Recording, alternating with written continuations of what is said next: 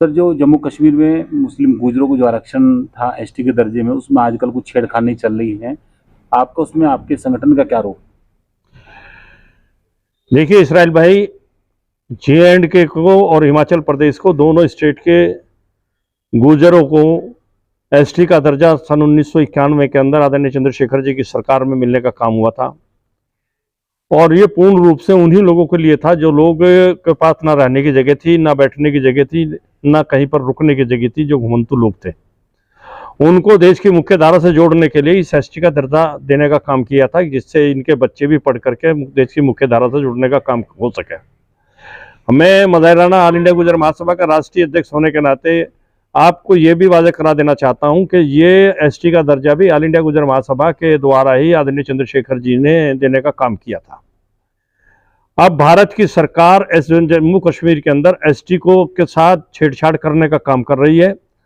और वो उन बिरादरियों को भी इस एसटी में लाना चाहती है जो बिरादरी पहले से डेवलप है, पहले से पढ़ी लिखी है, और जो सबसे अग्रणी बिरादरियों में से गिनी जाती है जे&के के।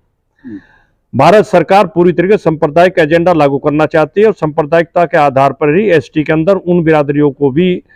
उन समुदाय को भी लाना चाहती है कि जिससे वहाँ का गुजर, बकरवाल गुजर और डोडी गुजर वगैरह और तमाम दूसरे और गुजर जो भी खापे हैं वहाँ पर, उनको जो मिलने वाली सुविधाएं थी, उनके बच्चे स्कूलों की तरफ जाने लगे थे, उनके बच्चे स्कूल में जाकर के अच्छे अच्छे पदों पर भी जाना शुरू कर दिया था। अब उन समुदाय के लोगों को ये अच्छा नहीं लग रहा है कि गुजर जैसी बिरादरी का आदमी भी कोई आईएएस, आईपीएस, पीसीएस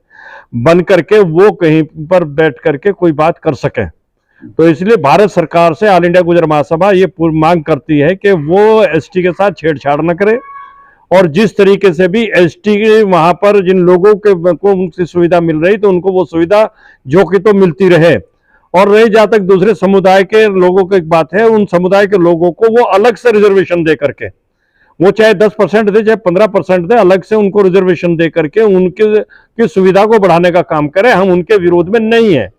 लेकिन हम ये जरूर कहना चाहते हैं भारत सरकार से कि ये सांप्रदायिक एजेंडा जम्मू कश्मीर के अंदर लागू करने का काम ना करें। ऑल इंडिया गुजर महासभा पूरे भारतवर्ष के अंदर जहां जहां भी बिरादरी के लोग, कबीले के लोग रहते हैं, वहां पर उन स्टेटों के अंदर जम्मू कश्मीर के गुजरों के साथ खड़े हुए हैं। अगर उनके साथ नाइंसाफी होगी तो पूरे भारतवर्ष में इस आंदोलन को चलाने का काम किया जाएगा, ये हम भारत सरकार से कहना चाहते हैं।